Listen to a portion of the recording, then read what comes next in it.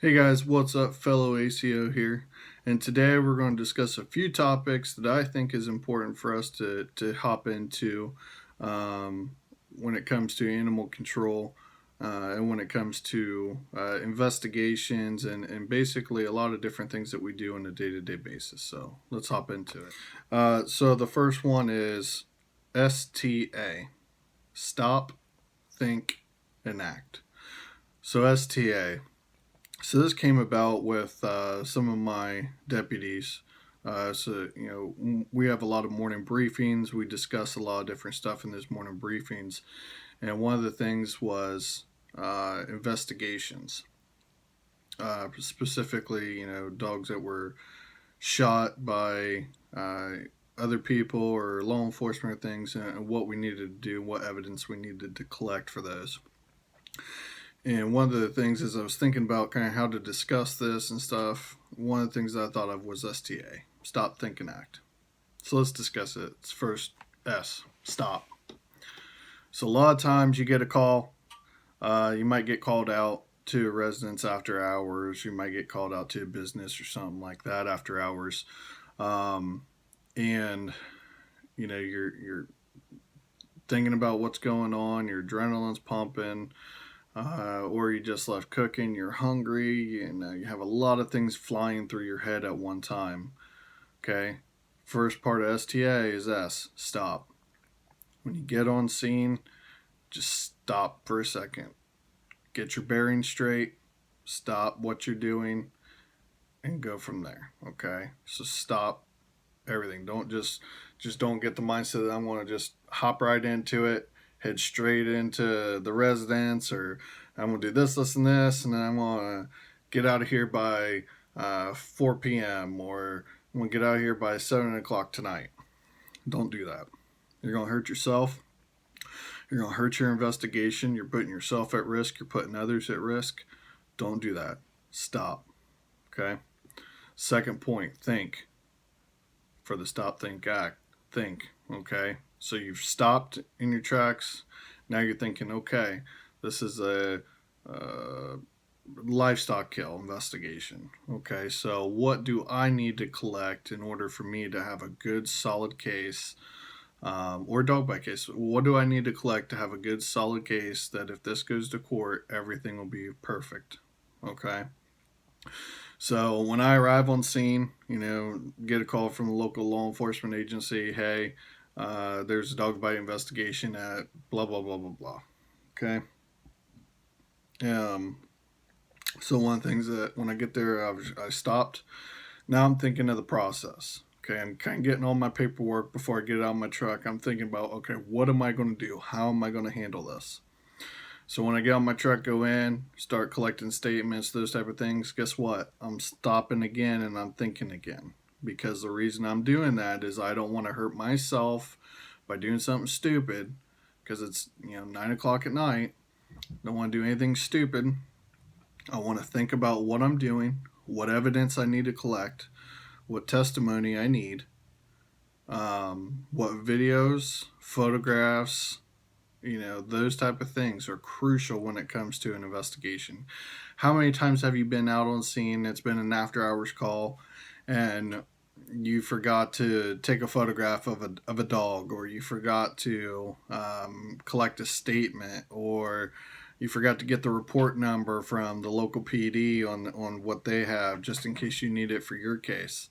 You know what I mean? So there's a lot of times where we don't stop and we don't think on that. Okay.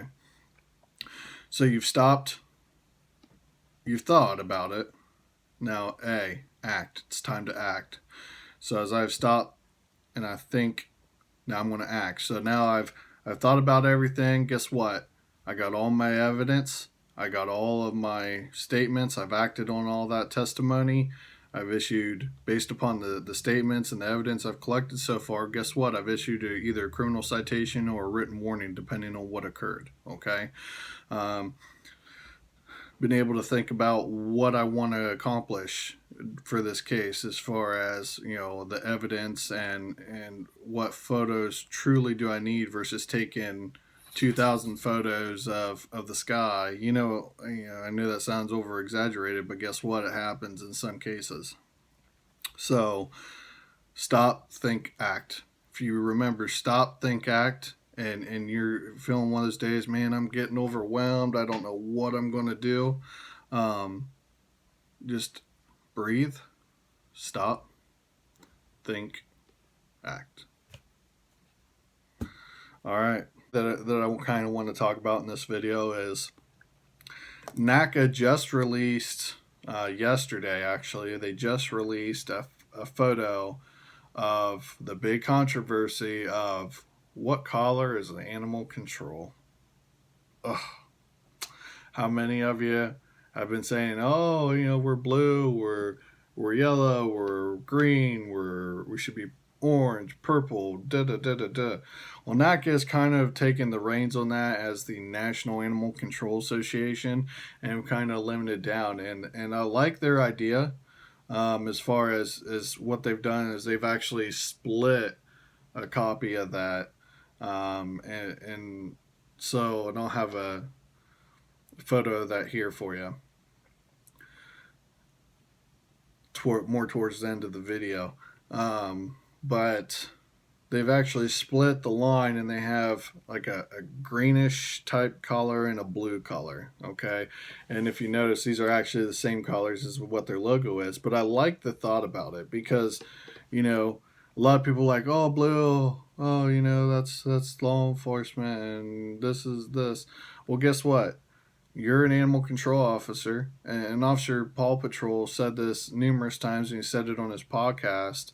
Um, Blue has been conditioned for people to think police, but guess what? It's for law enforcement.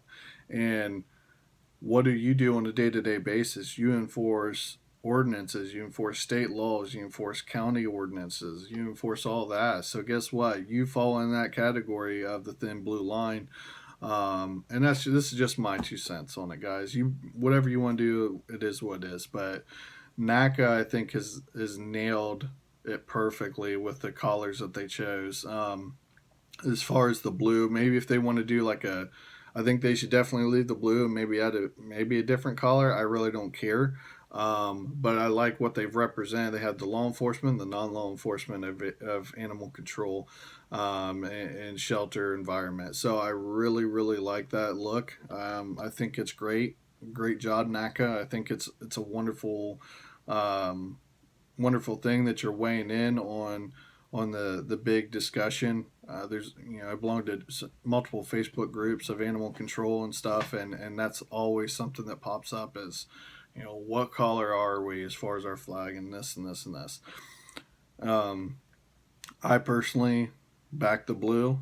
And this new flag that NACA has out, that's what I'm going to go with because National Animal Control Association, that's what they want to go with. That's what I'm going to go with because I'm an animal control officer. So, and that NACA is our version, if you think about it, of the Fraternal Order of Police. Well, NACA is kind of our version of it. Okay, um, and so we work with them and with trainings and stuff and webinars, and I think they give great advice. So I the flag issue, great job, NACA. I think it's beautiful. I love the artwork.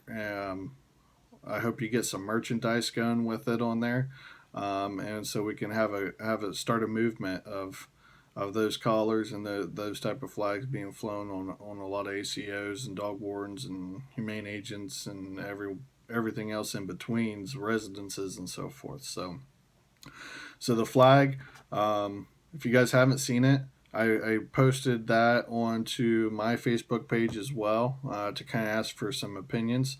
Um, so go over there, check it, or you can go onto NACA's Facebook page and look at that as well. Stay safe out there. We'll see you later. And here's the flag that NACA has created.